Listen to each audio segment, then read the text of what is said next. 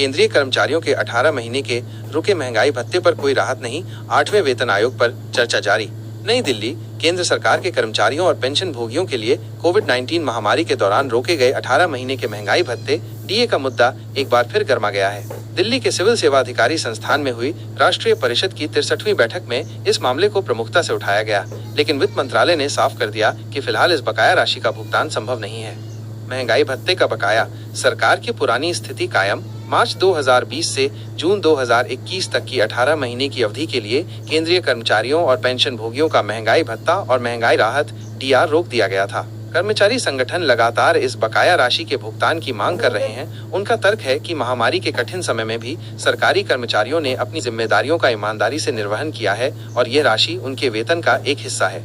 हालांकि वित्त मंत्रालय ने अपनी पुरानी स्थिति दोहराई है। मंत्रालय का कहना है कि कोविड-19 महामारी के कारण देश की आर्थिक स्थिति गंभीर रूप से प्रभावित हुई है और सरकार पर विभिन्न कल्याणकारी योजनाओं का वित्तीय बोझ अभी भी जारी है। इन आर्थिक बाध्यताओं के चलते मंत्रालय ने महंगाई भत्ते के बकाया का भुगतान फिलहाल असंभव बताया है। यह स्थिति कर्मचारियों के लिए निराशाजनक है, लेकिन सरकार अपने फैसले पर अडिग है। 8वें वेतन आयोग पर हुई अहम चर्चा। बैठक में 8वें वेतन आयोग के गठन पर भी महत्वपूर्ण चर्चा हुई। कर्मचारी प्रतिनिधियों ने सरकार से जल्द अध्यक्ष और सदस्यों की नियुक्ति करने और संदर्भ की शर्तें जारी करने का आग्रह किया है। कर्मचारियों को उम्मीद है कि 8वें वेतन आयोग की सिफारिशें 1 जनवरी 2026 से लागू होंगी। यदि इसमें देरी होती है तो वे बकाया राशि के साथ भुगतान की मांग कर रहे हैं। यह वेतन आयोग कर्मचारियों के लिए एक नई उम्मीद लेकर आया है। अन्य महत्वपूर्ण मुद्दे।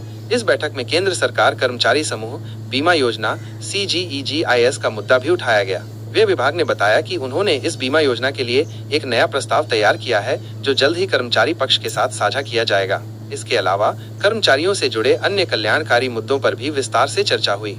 आगे क्या? कर्मचारी संगठनों की नाराजगी अभी भी बरकरार है और वे अपनी मांग को लेकर दृढ़ हैं। हालांकि सरकार की आर्थिक स्थिति को देखते हुए तत्काल राहत मिलने की संभावना कम दिख रही है। आगामी बैठकों में इस मुद्दे पर और चर्चा होने की उम्मीद है और कर्मचारी संगठन इस मामले में निरंतर दबाव बनाए रखेंगे।